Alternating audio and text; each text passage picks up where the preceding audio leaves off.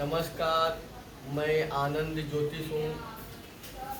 YouTube channel मेरा आनंद ज्योतिष में होने के कारण श्री शांता दुर्गा देवी टेम्पल, मालपा डोंगरी, अंधेरी ईस्ट, मुंबई नगर और महाराष्ट्र स्टेट और भारत देश के इस जगह पे बैठा हूँ।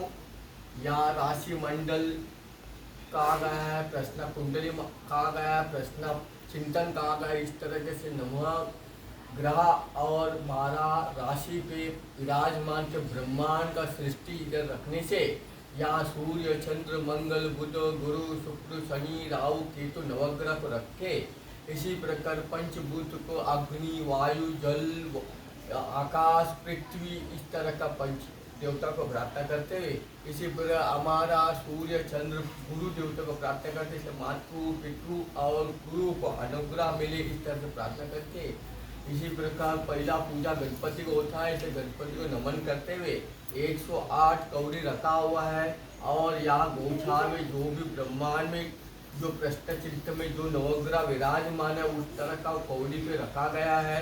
इसी प्रकार इधर यहाँ शिवलिंग रखा है, उसको आत्मा कहा गया और जो भी प्रश्न पूछता है उसका ग्रह कहा गया है। इसी प्रकार इधर एक कौड़ी रखा है, इसको सूर्य ग्रह बोला गया है। दूसरा जो कौड़ी रखा है जो उसको चंद्र बोला गया है।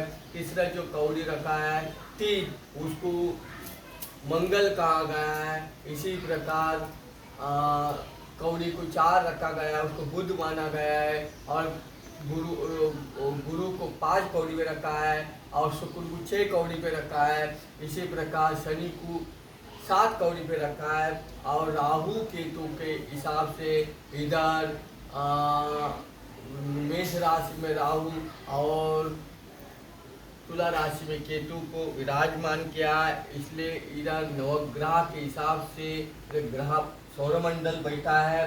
पंचांग को देखते हुए जो वहाँ यहाँ विराजमान है कौड़ी पे, इसी तरह पंचांग में भी हम देखते हैं और पंचांग में भी और इस कौड़ी में भी किस तरह का है ये देखना चाहते हैं। इसी प्रकार कन्या राशि में मंगल बैठा है तो 3 कौड़ी आ गया, इसलिए सूर्य, चंद्र, मंगल 3 कौड़ी रखा गया है। तो पंचांग और यहाँ रखने से प्रश्न चिंतन होता है। प्रश्न चिंतन में 108 कौड़ी होता है। इसे 8 कौड़ी में घुमाने के कारण और उसमें से हमने एक कौड़ी थोड़ा बाहर निकाल के रखा, उस निकालने के रखने के बाद उधर 4 कौड़ी बाहर किया। 4 कौड़ी बाहर करने से राशि गिरता है। आरूढ़ प्रश्न कहा गया है। प्रश्न चिंतन में अभी किसी को किसी प्रकार का पूछना है या किसी प्रकार का चिंतन हो, किसी प्रकार का तकलीफ हो, उसको हम राशि बोलते हैं। तो प्रश्न चिंतन तो 1 2 3 4 5 6 7 ग्रुप में आ गया, सब कौड़ी बैठ गया।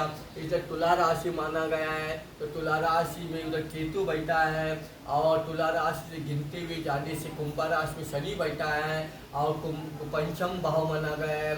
और तुला राशि से हम फिर सप्तम में जाते हैं तो राहु और गुरु बैठा है। इसी प्रकार अष्टम और नवम और दसम में जाते शुक्र बैठा है कर्क राशि का।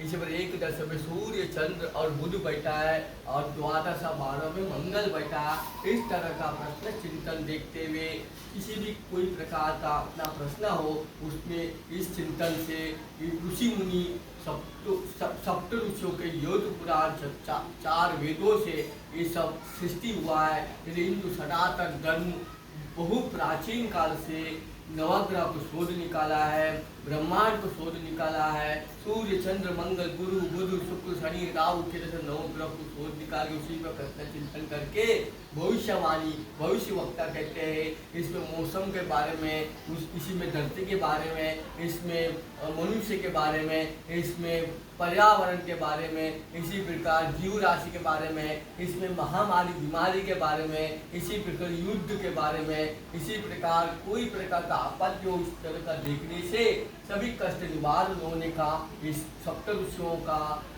वेदों से, मंत्रों से शक्ति करके पूजी यज्ञ होम नमान करके शांति कर्म करने से ये सब तकलीफ को दूर किया जाता है। इस तरह का इधर स्वर प्रश्न कहता है, अष्टामंगल कहते हैं। इसी प्रकार आरूढ़ प्रश्न कहते हैं, तांबूलम प्रश्न कहते हैं। ये जो आज के दक्षिण भारत में ये बहुत प्राचीन काल से उधर प्रज्वल इस हिसाब से वहाँ इस तरह से प्रश्न चिंतन करते हैं। इसलिए आनंद ज्योति जी आपको नमस्कार करते हैं।